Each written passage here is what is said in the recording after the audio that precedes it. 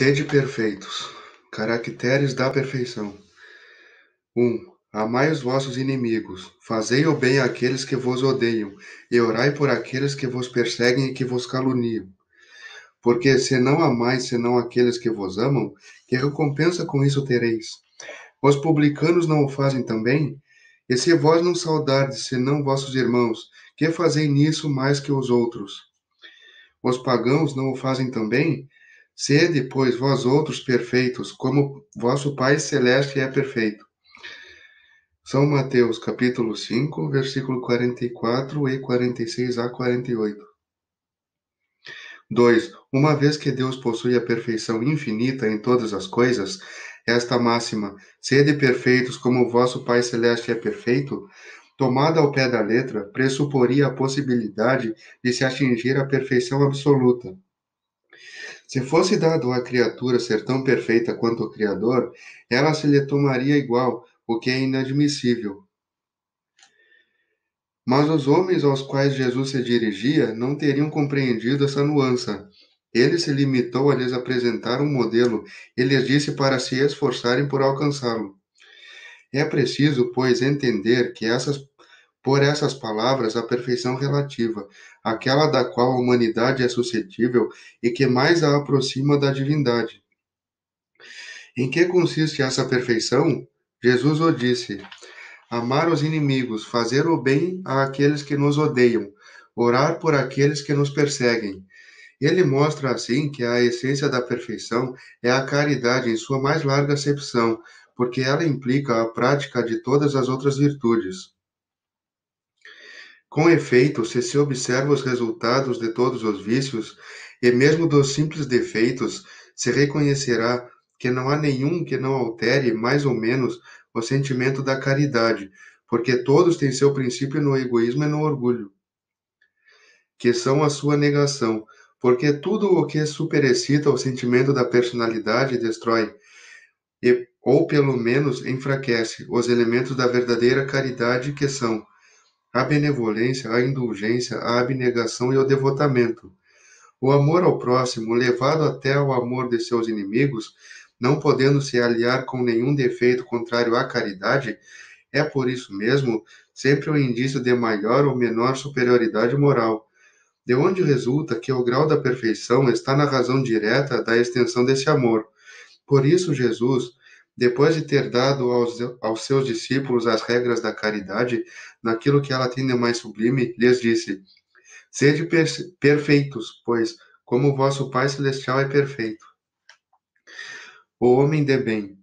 3. O verdadeiro homem de bem é aquele que pratica a lei de justiça, de amor e de caridade em sua maior pureza. Se interroga sua consciência sobre seus próprios atos, pergunta a si mesmo se não violou essa lei, se não fez o mal, se fez todo o bem que podia, se negligenciou voluntariamente uma ocasião de ser útil, se ninguém tem o que reclamar dele, enfim, se fez a outra em tudo o que quereria que se fizesse para com ele.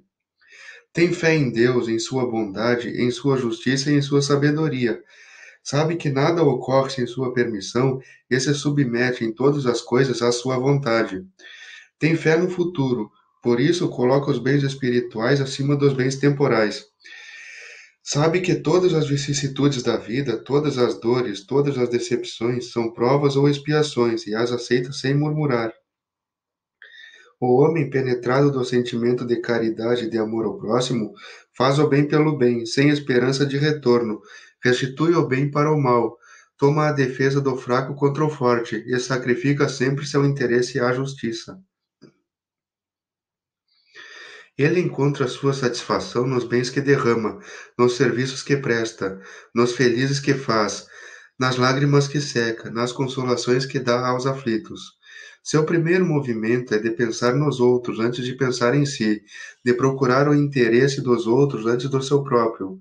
O egoísta, ao contrário, calcula os lucros e as perdas de toda ação generosa. Ele é bom, humano e benevolente para com todo o mundo, sem exceção de raças nem de crenças, porque vê irmãos em todos os homens. Respeita nos outros todas as convicções sinceras e não lança o anátema àqueles que não pensam como ele. Em todas as circunstâncias, a caridade é o seu guia.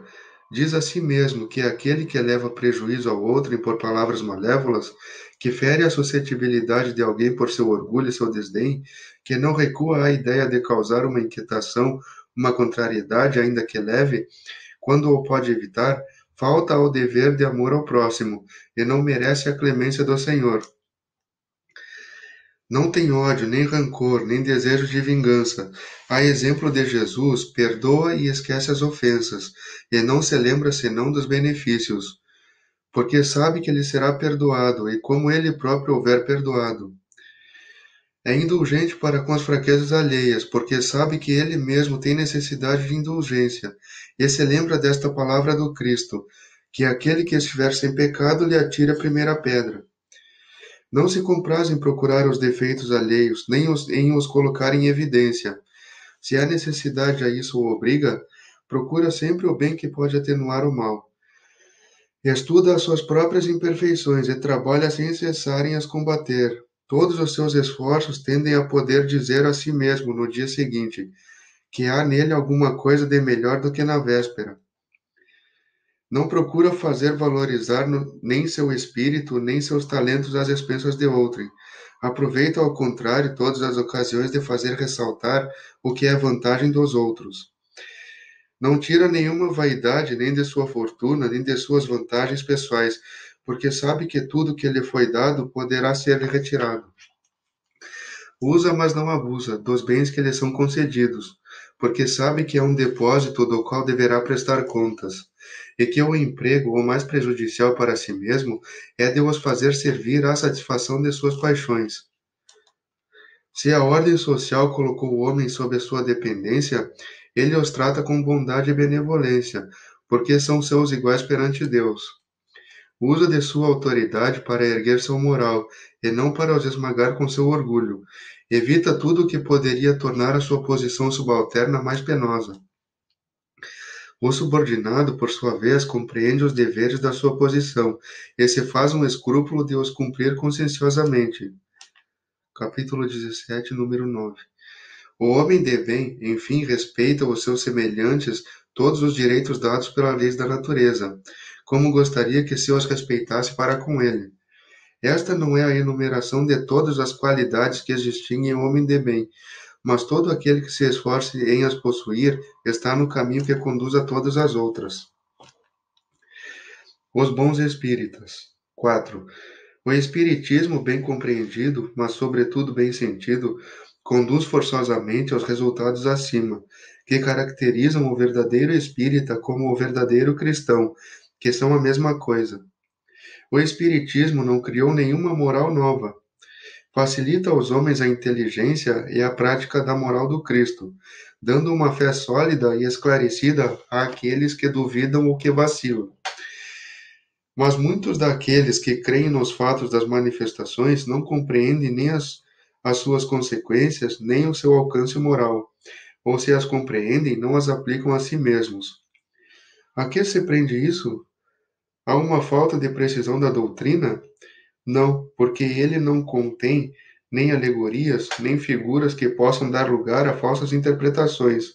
Sua essência mesma é a clareza, e é o que faz seu poder, porque vai direto à inteligência. Nada tem de misteriosa, e seus iniciados não estão de posse de nenhum segredo oculto ao vulgo. É preciso, pois, para a compreender uma inteligência fora do comum?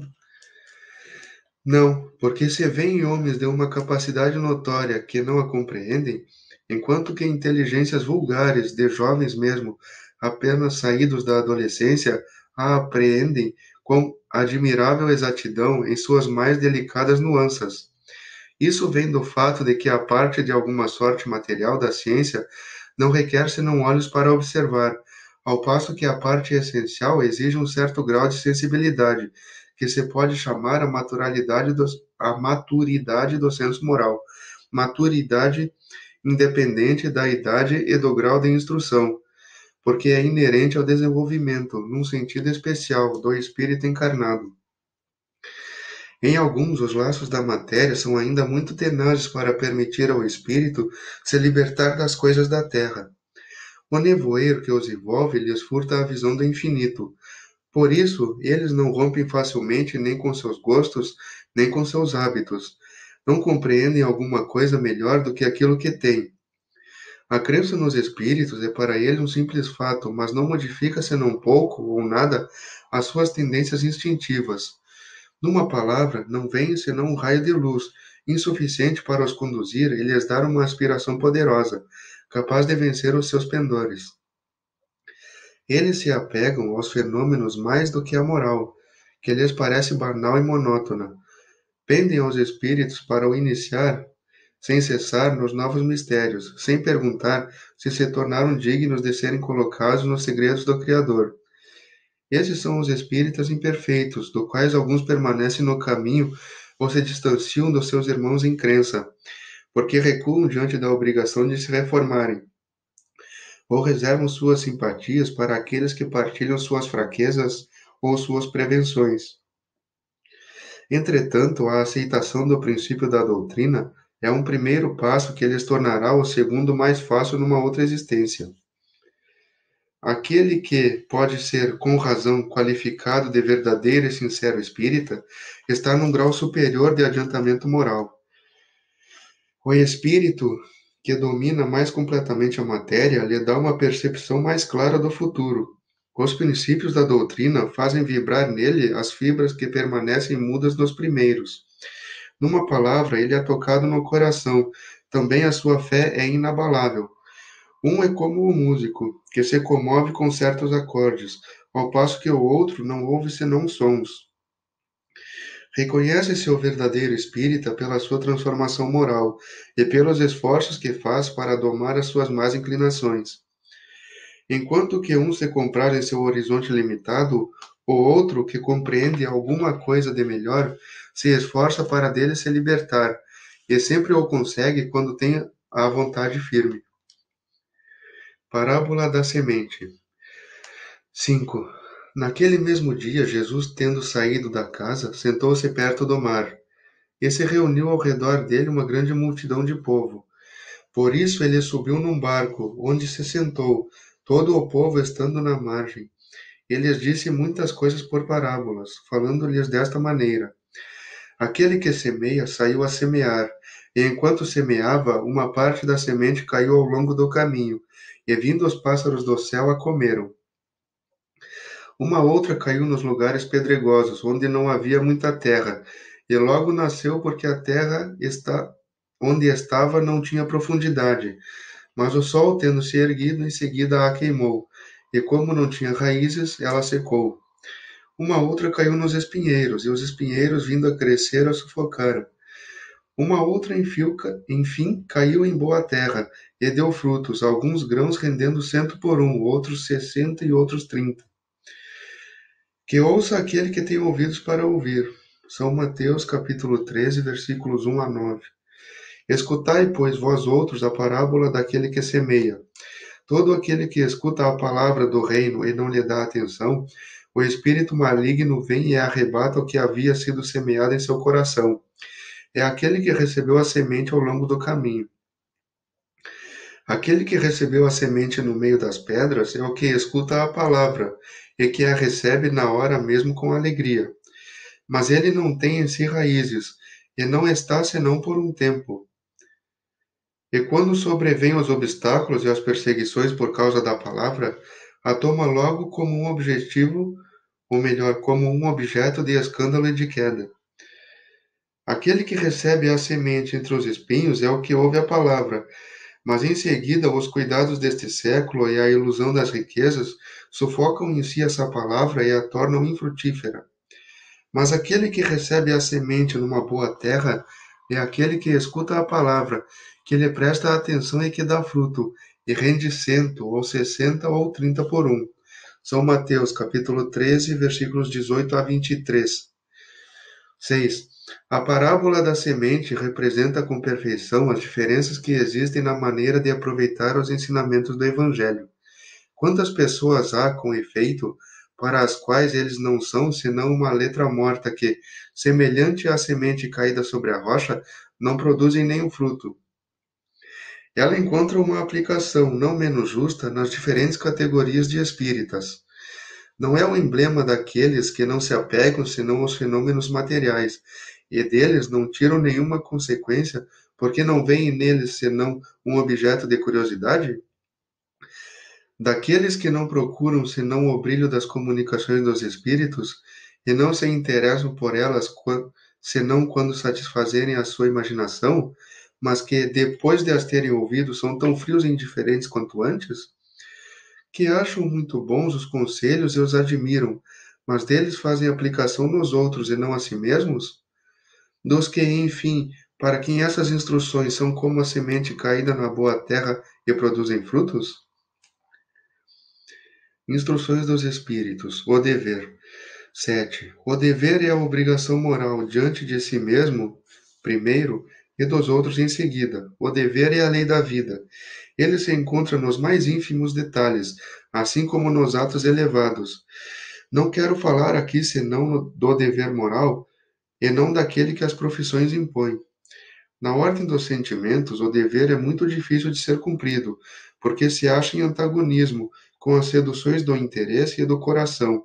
Suas vitórias não têm testemunhas e suas derrotas não têm repressão. O dever íntimo do homem está entregue ao seu livre-arbítrio.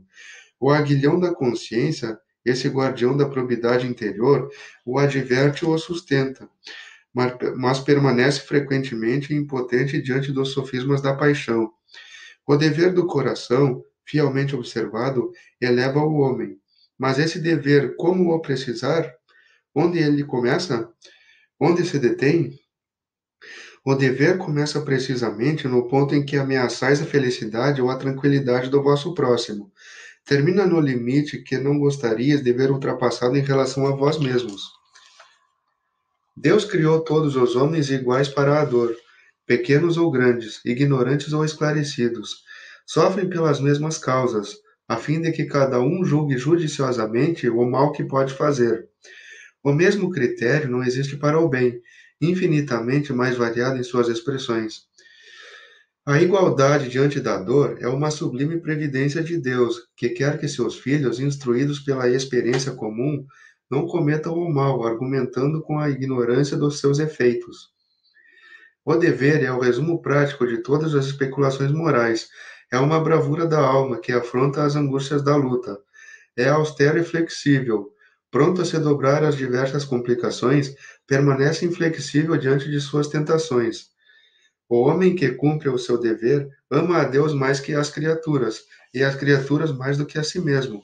Ele é, ao mesmo tempo, juiz e escravo em sua própria causa. O dever é o mais belo laurel da razão. Depende dela como o filho depende de sua mãe.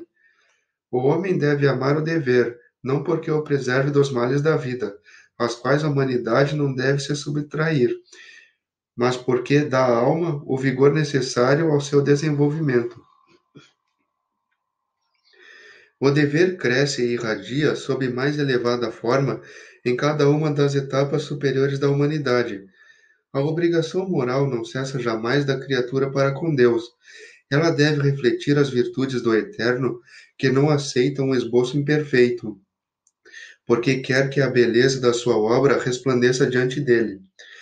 Lázaro, Paris, 1863. A virtude. 8. A virtude, em seu mais alto grau, comporta o conjunto de todas as qualidades essenciais que constituem o homem de bem. Ser bom, caridoso, laborioso, moderado, modesto, essas qualidades são do homem virtuoso.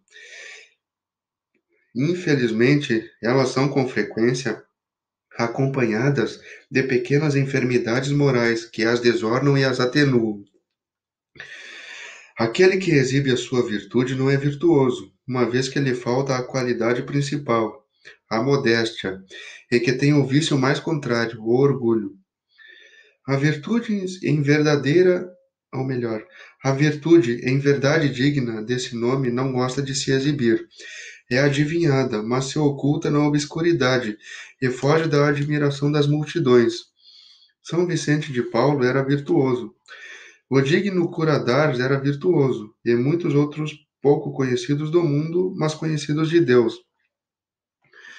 Todos esses homens de bem ignoravam eles mesmos que fossem virtuosos. se deixavam ir na corrente de suas santas inspirações e praticavam o bem como um desinteresse completo e um inteiro esquecimento de si mesmos. É a virtude assim compreendida e praticada que eu vos convido, meus filhos. É a essa virtude verdadeiramente cristã e verdadeiramente espírita que eu vos convido a vos consagrar. Mas afastai dos vossos corações o pensamento do orgulho, da vaidade, do amor próprio, que desornam sempre as mais belas qualidades. Não imiteis esse homem que se coloca como um modelo e glorifica ele mesmo as próprias qualidades a todos os ouvidos complacentes. Essa virtude de ostentação oculta, frequentemente, uma multidão de pequenas torpezas e odiosas vilezas. Em princípio, o homem que exalta a si mesmo, que eleva uma estátua à sua própria virtude, aniquila só por esse fato todo o mérito efetivo que possa ter. Mas que direi daquele em que todo o valor está em parecer o que não é? Quero admitir que o homem que faz o bem sente, no fundo do coração, uma satisfação íntima, mas desde que essa satisfação se exteriorize para recolher elogios, ela degenera em amor próprio.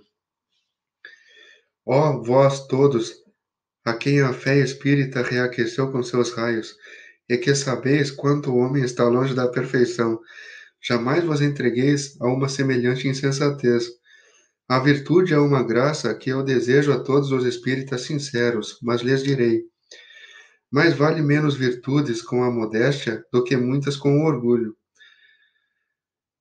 Foi pelo orgulho que as humanidades sucessivas se perderam, e é pela humildade que elas um dia deverão se redimir. François Nicolas Madeleine, Paris, 1863. Os superiores e os inferiores. 9. A autoridade, da mesma forma que a fortuna, é uma delegação da qual será pedida conta àquele que dela se acha investido. Não creiais que ela lhe seja dada para lhe proporcionar o vão prazer de comandar, nem assim como creem falsamente a maioria dos poderosos da terra, como um direito, uma propriedade. Deus, entretanto, lhes prova suficientemente que não é nenhuma nem outra, uma vez que lhes retira quando isso lhe apraz. Se fosse um privilégio ligado à sua pessoa, ela seria inalienável. Ninguém pode, pois, dizer que uma coisa lhe pertence quando lhe pode ser tirada sem seu consentimento. Deus dá a autoridade a título de missão ou de prova quando isso lhe convém, e a retira da mesma forma. Aquele que é depositário da autoridade, de qualquer extensão que ela seja, desde o Senhor sobre seu servo até o soberano sobre seu povo, não deve se dissimular que tem encargo de almas.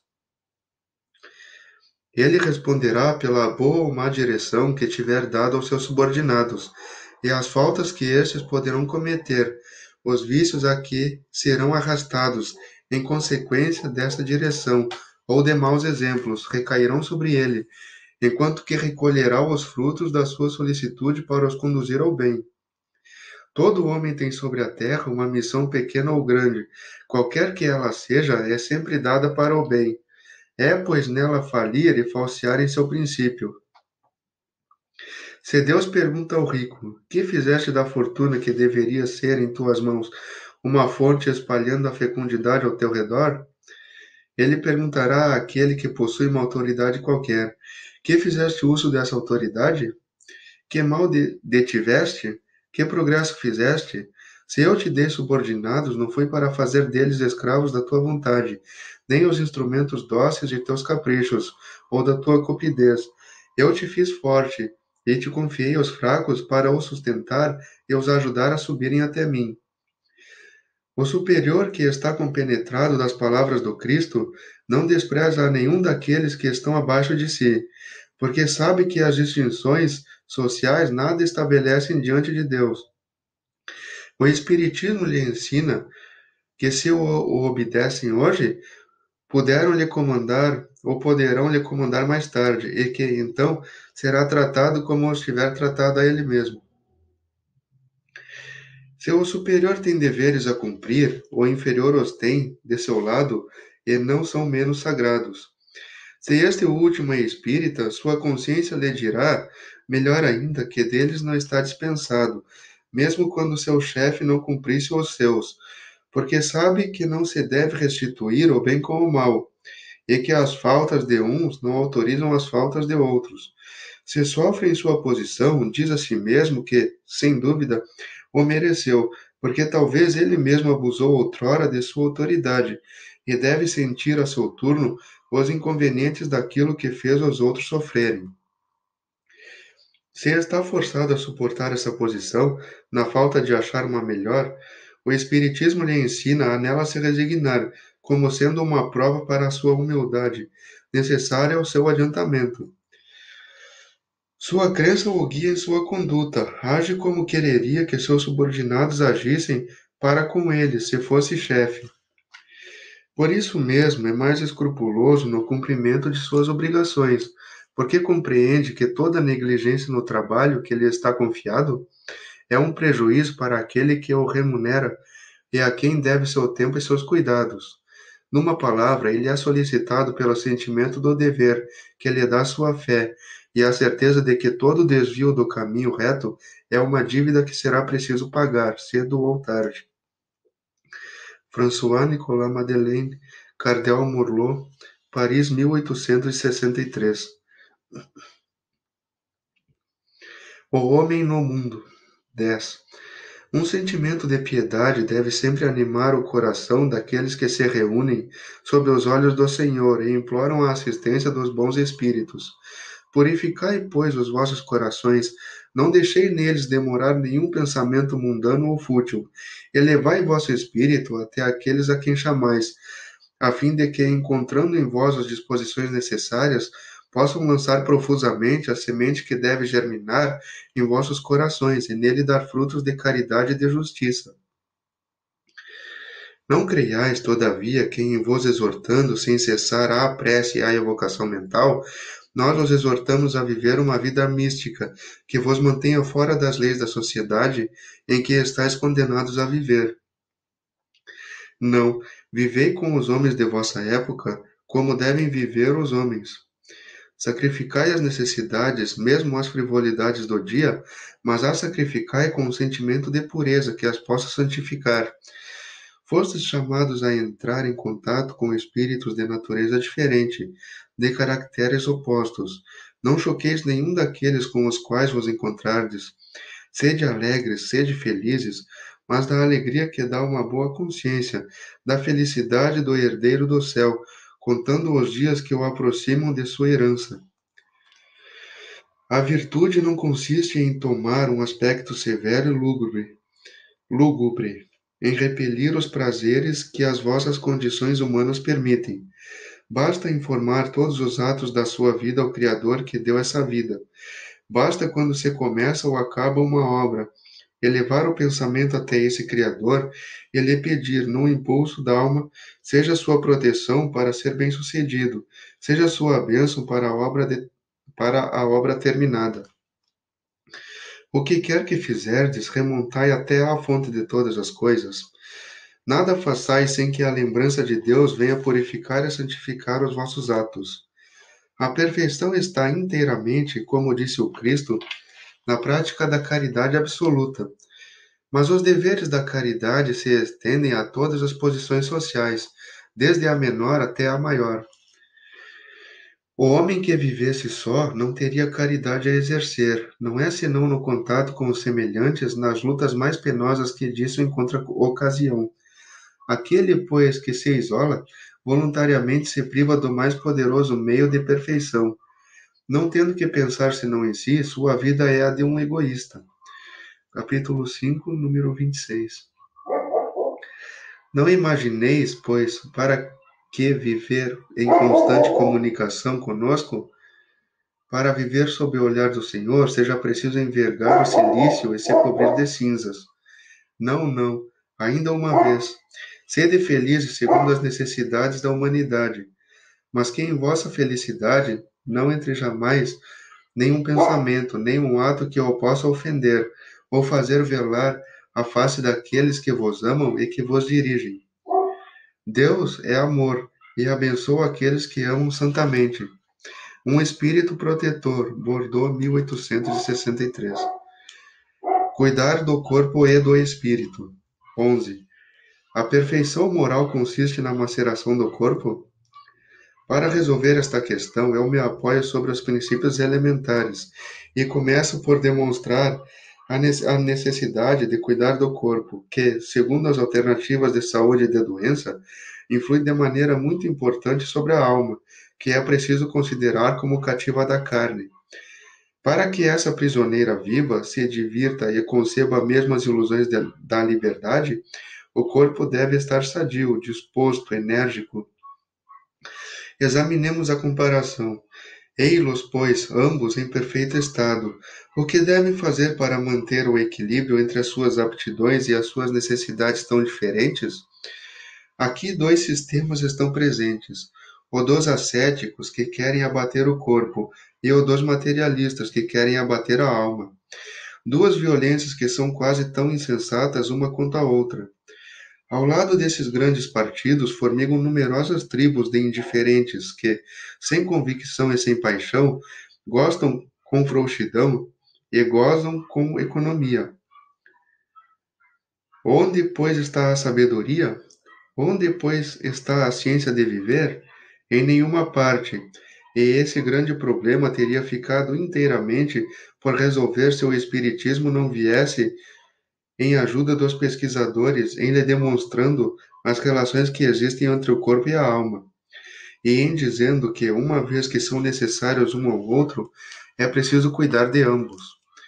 Amai, pois, vossa alma, mas cuidai também do corpo, instrumento da alma. Desconhecer as necessidades que são indicadas pela própria natureza é desconhecer a lei de Deus. Não o castigueis pelas faltas que o vosso livre-arbítrio faz cometer, e das quais é tão irresponsável quanto o cavalo mal dirigido, dos acidentes que causa. Sereis, pois, mais perfeitos se, tudo em martirizando o corpo, com isto não ficais menos egoístas, orgulhosos e poucos caridosos para vosso próximo? Não, a perfeição não está aí. Ela está inteiramente nas reformas que fareis vosso espírito sofrer. Dobrai-o, submetei-o, humilhai-o, mortificai-o. É o meio de o tornar dócil à vontade de Deus e o único que conduz à perfeição. Georges, Espírito Protetor, Paris, 1863.